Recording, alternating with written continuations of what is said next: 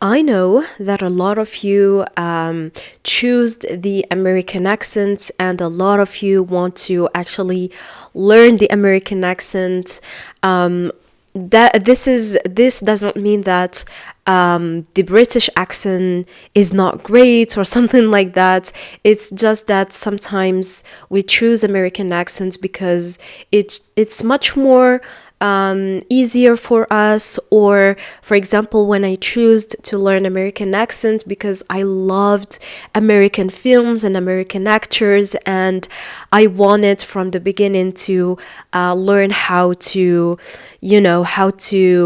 sound like them. So in today's video, this is what I'm going to do. I'm going to share with you 4 tips that I learned from my experience that can help you actually to sound like an American native speaker. Hi guys, welcome back to English for a Better Life. I'm so happy to see you. I want to say Eid Mubarak to everyone.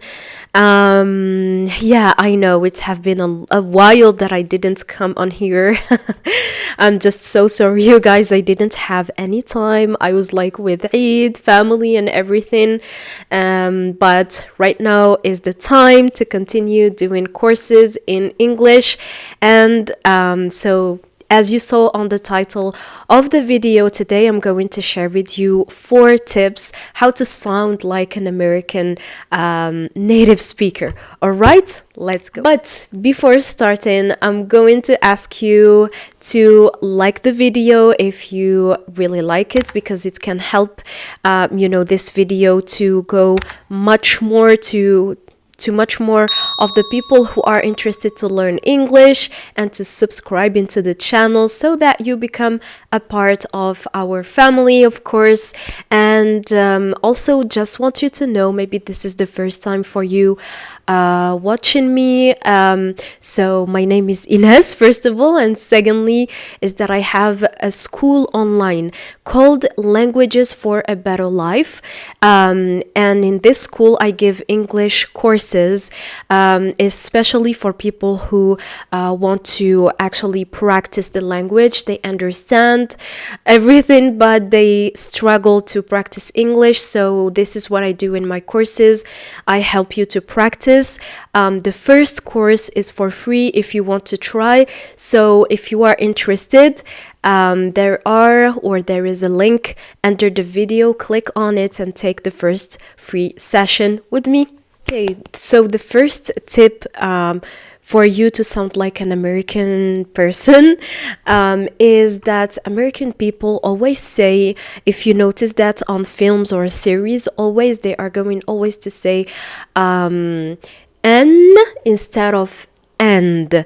So just focus with me. Instead of saying you and I, they are going to say you and I, you and I. All right. For example, my sister and I, they are not going to say my sister and I. They are going to say my sister and I. My sister and I.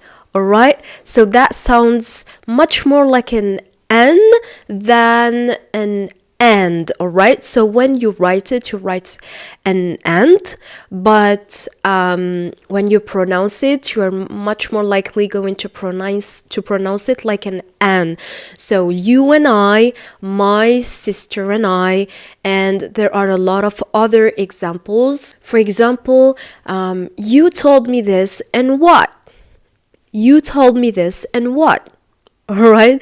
So it sounds like an and not like an and. I know that a lot of you struggle to understand the American accent because there are a lot of words which are, they are not pronounced as we write it.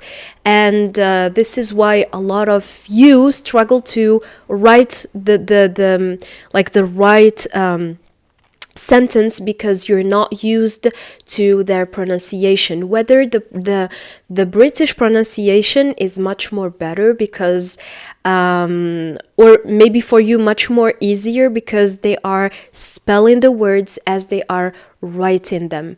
Whether American accent is really different from writing. This is why sometimes it could be a little bit challenging. Okay, so the second tip is to use interjections. So actually, as I say, I'm saying interjections, which is when you write it, it's interjections, all right? But I'm saying interjections, right? So this is the American accent, right? So interjections means, for example, when I notice a lot of American people say, wow, this is amazing. Wow, fascinating. Wow, really beautiful. So wow is one of the interjections. And just focus the next time on on native speakers, on films or series or any video, and you're going to see that American people say a lot wow. And it depends. If you are surprised, you're going to say wow, but you can be surprised positively as you can be surprised really negatively. So you're like, wow, this is like really wow, because you don't have any words, and this is one of the interjections. Two other expressions that maybe you've heard a lot, and maybe this is the first time that you are going to know what does that mean. So we have I want to, which is going to be I wanna, and you have I am going to, which is going to be I'm gonna, all right? So American people, usually they don't say I want to, or they don't say I am going to. They all, instead of that, or instead of this, they are going to say I wanna and I'm gonna. Let me give you some examples. Okay, so instead of saying I am going to give English courses, the person is going to say, or the American person is going to say, I'm gonna give some English courses. I'm gonna give English courses. I'm going to give English courses. I'm gonna give English courses.